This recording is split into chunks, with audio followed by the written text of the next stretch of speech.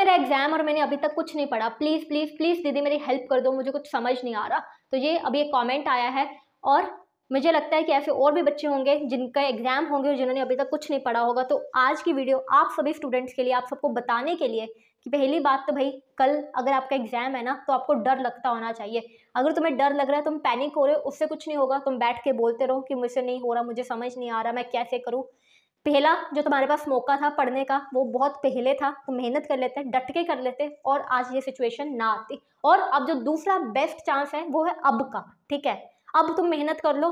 अब भी तुम जो है 100 में से अगर तुम पढ़ लोगे ना तो तुम्हारे 60-70 नंबर आ जाएंगे। ओके, अब करना क्या है? पहली बात तो भाई डरो, डरना बहुत ज़्यादा इंपॉर्टेंट है। आजकल क्या हो गया ना, हम इतना ज़्यादा फ़ोन वगैरह में लग चुके हैं कि हमें डर ही नहीं लगता, हमें वो फील ही नहीं आ रही, सिनेरियो नहीं बन रहा कि भाई मेरे एग्जाम है, मेरे बोर्ड के एग्जाम है, मेरे एग्जाम है, मुझे पढ़ना है। वो डर लेकर आओ। नहीं पढ़ेंगे तो भाई मम्मी पापा की बहुत पड़ेगी, घर से बाहर निकाल देंगे। डर होना बहुत ज़रूरी है, क्योंकि ये जो डर है ना, ये तुम्हारा माइंडसेट बनाता है कि मुझे क्यों पढ़ना है। और दूसरी चीज़, अगर तुम्हारा एग्जाम है, अब बैठ के रोने से कुछ नहीं होगा, क्योंकि रोने में तो टाइम वेस्ट होगा ना। तुम बैठ के सोच रहे हो, पैनिक हो रहे हो, कुछ नहीं होने वाला। करने से होगा, और करने के लिए तुम्हें यार अपने माइंड में लेकर आना पड़ेगा वो दृढ़ निश्चय, क्या करना है। ठीक है, मुझे ही करना है, मेरे अलावा किसी और को नहीं करना। अभी मेरे पास जितना भी टाइम है, ठीक है, कल मेरा एग्जाम है, मान लो अभी तुम रात को देख रहे हो वीडियो 7 बजे, वर्स्ट केस सिनेरियो होगा कि कोई बच्चे के पास सिर्फ 12 घंटे बचे हैं एग्जाम के लिए। नहीं तो अगर आपके पास 24 घंटे है तो अच्छी बात है, अगर 12 घंटे भी है ना तो तब भी तुम कर सकते हो। तुम्हें सिर्फ 8, 10, 11 इतने ही टाइम चाहिए, इतने घंटों में आप पढ़ सकते हो। अगर आप वो बच्चे हो जिसके अंदर आग है, जिसके अंदर डेडिकेशन है, वो एक होता है ना बैक बेंचर वाला बच्चा जो पूरा साल तो यार स्लो मोशन में ठीक है कर लेंगे, लेकिन जैसे आपको घर से डांट पड़ती है ना, आपको पता लग जाता है कि भाई अच्छी तरह से पिटाई होगी, अच्छी तरह से सुताई होगी, अगर नंबर नहीं आए ना फिर तुम एकदम से जागते हो कि भाई करना है। नहीं हुआ ना तो दिखेंगे नहीं हम अगले दिन।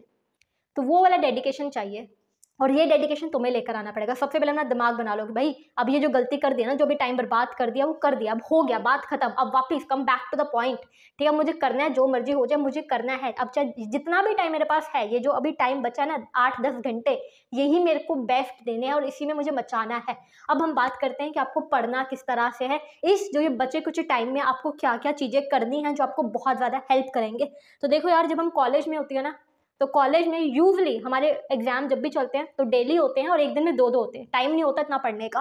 तो यही स्टेप्स हैं जो हम फॉलो करते हैं और जिससे हमारे नंबर आ जाते हैं। ठीक है, जिसको आप एवरेज कह दोगे, पेपर निकल जाता है। तो यही चीज़ तुम्हें करना है। सबसे पहले अपना माइंड बना लो भाई, अब आर या पार की बात है, मुझे करना है, मुझे करना है। प्रेशर लेकर आओ दिमाग पे, डर लेकर आओ, अपने अंदर डिटर्मिनेशन लेकर आओ, करना है। ओके, दूसरी चीज़, पीवाई की इसको पकड़ लो। ठीक है, बहुत ज़्यादा इंपॉर्टेंट है कि आपके प्रीवियस ईयर पेपर से आपको पता लगेगा कि भाई क्या चीज़ पढ़नी है, क्या चीज़ पे फोकस करना है। ओके, अगर आप पीवाईक्यू नहीं लेकर बैठ रहे, प्रीवियस ईयर पेपर्स नहीं है आपके पास, तो आपकी सबसे बिगेस्ट मिस्टेक है। अगर आप अकेले प्रीवियस ईयर पेपर भी कर लेते हो ना, तब भी तुम 50 नंबर पे आ जाते हो। ठीक है, बहुत ताकत होती है प्रीवियस ईयर पेपर में। वो अलग बात होती है कि अगर आपका सेट बहुत ही ज़्यादा बुरा आ गया तो कोई बच्चा चला जाए जिसके कम नंबर आ जाए, नहीं तो previous year paper very powerful. ठीक है, दूसरी चीज़, पढ़ने के लिए आपको कंटेंट चाहिए। कहाँ से पढ़ोगे? नोट से पढ़ोगे, एनसीईआरटी रेफरेंस या गाइड? क्या फॉलो करना है? देखो, एनसीईआरटी पूरी पढ़ने का टाइम नहीं है तुम्हारे पास, वो टाइम बहुत पहले था। टाइम किस चीज़ का है? अगर नोट्स अच्छे बने हैं तो वो उठा लो, नहीं तो जो भी तुम्हारे पास रेफरेंस या गाइड है उसको उठा के फॉलो करो। बेसिकली तुम्हें कंटेंट चाहिए, तुम्हें कीवर्ड्स के लिए कोई मटेरियल चाहिए जहाँ से तुम पढ़ तो सको। अब चाहे वो आपके पास, अगर आपने प्रीवियस ईयर वाली बुक ले रखी है, सैम्पल पेपर ले रखे हैं, तो चाहे वहाँ से पढ़ लो, नहीं तो बुक्स है वहाँ से पढ़ लो, नोट्स हैं, रेफरेंस है, जहाँ से भी पढ़ना है वो चीज़ उठा लो। ठीक है, अब तुम्हें क्या ढूंढना है? कीवर्ड्स।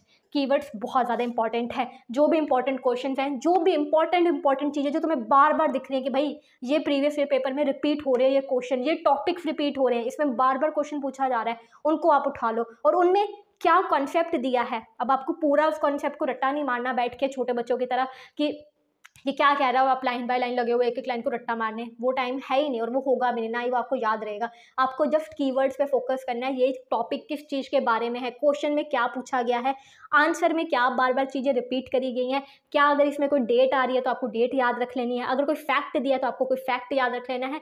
और उसकी अगर कोई साइंस का टॉपिक है तो आपको पता है साइंस में क्या होता है। बायोलॉजी का कोई क्वेश्चन है तो किसी के बारे में फंक्शन पूछी होगी, हार्ट की क्या फंक्शनिंग है या फिर ब्रेन की क्या फंक्शन है, तो आपको पता होना चाहिए इसका फंक्शन क्या है। बेसिकली बेसिकली मोटा मोटा हिंदी में समझ लो, ठीक है, फिर बाद में अपनी लैंग्वेज में बना के लिख लेंगे। एक बार हिंदी में समझ लिया तो आपके पास कीवर्ड्स आ जाएंगे बड़े बड़े, और हर चैप्टर में अगर आप देखोगे ना तो पूरा का पूरा जो चैप्टर है ना वो 40-50 कीवर्ड्स पे टिका होता है, ठीक है। मेन कीवर्ड्स तुमने पकड़ लिए ना, फिर तुम्हें फंक्शनिंग को बस हमने हिंदी लैंग्वेज में से इंग्लिश में कन्वर्ट करना है। थर्ड चीज़ आपको क्या करनी है, सिमिलरली अगर आपका थ्योरेटिकल पेपर नहीं है, जो भी मैंने आपको कीवर्ड्स वाला बताया है थ्योरेटिकल के लिए, अगर आपका पेपर समथिंग लाइक मैथ्स है या फिर कोई भी, ठीक है, फॉर्मूला बेस्ड है या फिर डेरिवेशन है, फिजिक्स है, केमिस्ट्री है, कोई ऐसा वाला पेपर है, तब आपको क्या करना है, तो आपको जितने भी फॉर्मूलाज हैं उन पे फोकस करना है, ठीक है। जितने भी वर्किंग मेथड्स है, मान लो आपका मैथ्स का पेपर है तो मेन फोकस किस पे होना चाहिए, फॉर्मूलाज पे। दूसरा मेन फोकस किस पे होना चाहिए कि वो फॉर्मूला लगाना कैसे है,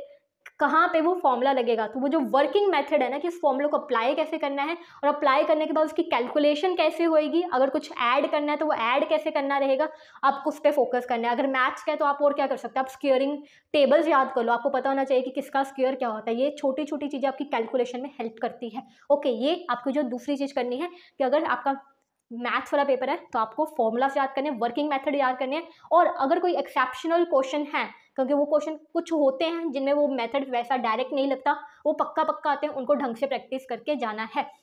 फिर आपको क्या करना है, अगर आपके पेपर में डेरिवेशन है, ठीक है, फिजिक्स का है, थ्योरम्स है मैथ्स में, तो आपको पता रहता है कि यार ये कुछ कुछ थ्योरम्स है ना जो 7 नंबर में हर बार एग्जाम में रिपीट हो रही हैं। मतलब इस टॉपिक में, इस चैप्टर के ये जो 5-6 थ्योरम्स है, इसमें से एक थ्योरम तो आती ही आती है 7 नंबर में, तो वहाँ पे चांस नहीं लेना। तुम्हें पता है तुम्हें पेपर में क्या आता है, सेट आते हैं अलग अलग, तो वो 4 थ्योरम्स को अच्छी तरह से प्रैक्टिस करके जाओ, क्योंकि तुम वहाँ पे ये देखो भाई तुम्हारे 7 नंबर आ रहे हैं ना, अगर तुमने एक भी थ्योरम कर ली ढंग से, तुम्हारे 7 नंबर पूरे, क्योंकि मैथ्स होता है ज़्यादा से ज़्यादा आधा नंबर कटता है अगर तुमने ढंग से करी, ऊपर बॉडी बनाई है, प्रॉपर स्टेप बाय स्टेप चले हो, प्रॉपर हाईलाइट करा है, बॉक्स बना के एंड में कंक्लूजन दे के आ रहे हो, तो थ्योरम में नंबर कहीं नहीं जाते, डेरिवेशन फुल स्कोरिंग रहती है। इसी तरह से एंड में आपको क्या करना है, फ्लो चार्ट पे फोकस करना है, क्योंकि आप पूरी जो है थ्योरेटिकल नहीं पढ़ने बैठोगे कि बुक में क्या दे रखा है, क्या क्या सब कह रहे हैं। तो आपका जो फोकस किस चीज़ पे होना चाहिए, आपका फोकस होना चाहिए कि भाई चार्ट बनाओ, ठीक है। कोई भी अगर कॉन्सेप्ट पढ़ रहे हो उसका कॉन्सेप्ट का हेडिंग दो, ठीक है, उसमें जो जो भी 3-4 हाईलाइट मेन पॉइंट्स रहेंगे उनको लिख दो, ठीक है। उन पॉइंट्स में जो जो भी डिस्क्रिप्शन रहेगी उसकी 2-2 लाइन्स की डिस्क्रिप्शन याद कर लो।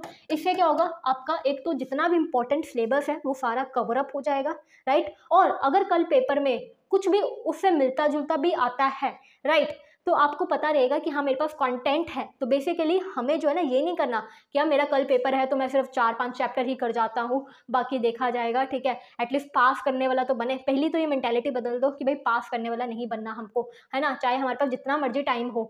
ओके, मैं तुम्हें अपनी मेंटालिटी बताती हूँ। बहुत बार ऐसा होता था कि मेरा सुबह 10 बजे पेपर होता था, 9 बजे मुझे एग्जाम हॉल में पहुँचना है, और मैं शाम को 7 बजे पढ़ना शुरू कर रही हूँ उससे एक दिन पहले, और मेरे को इतना ज़्यादा दिमाग में प्रेशर होता था, इतना ज़्यादा पैनिक होता था ना, देन आई वाज लाइक कि नहीं मनीषा मैं कर सकती हूँ, ठीक है, मैंने करना है।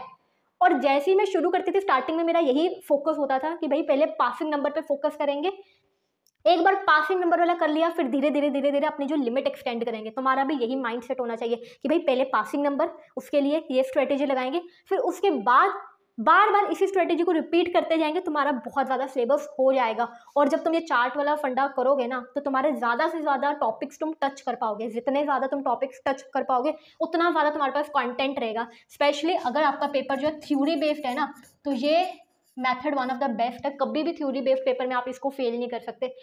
केमिस्ट्री का पेपर है तो ये नहीं चलेगा, ठीक है, क्योंकि वहाँ पे एक ऑर्गेनिक रहती है, वहाँ पे इनऑर्गेनिक रहती है। केमिस्ट्री इज़ वेरी डिफरेंट, ठीक है, फिजिक्स में भी प्रैक्टिकल आ जाता है। लेकिन अगर आपका एसएसटी का है, हिस्ट्री का, इकोनॉमिक्स का है, एनी ऑफ डैट पेपर, ठीक है, वहाँ पे ये काम करेगा। साइंस में ये काम करता है कि भाई तुम ज़्यादा से ज़्यादा पढ़ के जाओगे ना और उस चीज़ को बार बार अपने आप को समझाते चलो।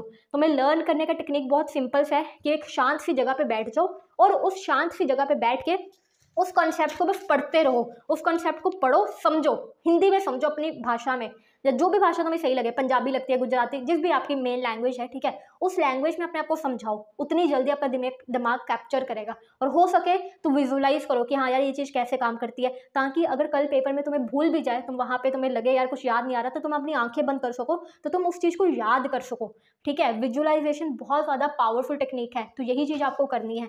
बस आपको समझाना है अपने आप को, और यही चीज़ आपको कल पेपर में जाके करनी है कि आपको टीचर के आगे ना, टीचर को एकदम नालायक बच्चा समझना है, ठीक है। मान लो कि उसको कुछ नहीं आता, स्टेप बाय स्टेप बस उसको तुमने अपनी लैंग्वेज में समझाते चलना है। और वो तुम चीज़ कब कर पाओगे, जब तुमने खुद अपने आप को समझा रखा होगा। घर में पूरा अपने आप को समझा के जाओ, और वही चीज़ आपको पेपर में जाके करनी है। यही चीज़ मैं करती थी, ठीक है। और इससे क्या होता है ना, आपको चीज़ें याद रहती कम टाइम में भी, एंड फिर अगले दिन तो तुम पेपर में जाके सारा उल्टी करके आने वाले हो, ठीक है। तो ये टेक्निक लॉन्ग टर्म के लिए नहीं है, शॉर्ट टर्म के लिए बहुत बढ़िया काम करती है। और अगले एग्जाम के लिए तुम अपना माइंड सेट बना लो कि भाई डरना बहुत ज़्यादा ज़रूरी है, नंबर लेकर आने हैं, क्योंकि पैसा लगा है, फ्री में तो नहीं तुम पढ़ रहे ना। एट द एंड सारा काम तो यहीं पर आके खत्म हो जाता है मुद्दा, कि भाई माँ बाप ने पैसा भरा है, फीस दी है, अपने पैसों को वेस्ट मत दो। यहाँ पे तुम आग लगाने के लिए थोड़ा ना बैठे हो अपने पैसे, इससे अच्छा तो तुम ऐसे अपने मम्मी पापा को दे देते, वो कहीं घूम फिर आते। उन्होंने तुम्हारे स्टडी पे लगाए हैं तो उनको कुछ बेनिफिट दो, ना कि ऐसे तुम उनके पैसों को फूको, ठीक है। वो तुम्हें इसीलिए पढ़ा रहे हैं कि कल तो तुम आगे पढ़कर पैसे कमा सको। तो एट द एंड पूरा मुद्दा वही है कि भाई तुम्हारा पैसा लग रहा है, तुम कोई वेली बनती नहीं कर रहे, तो जाओ पढ़ो, ठीक है। All the best for your exam.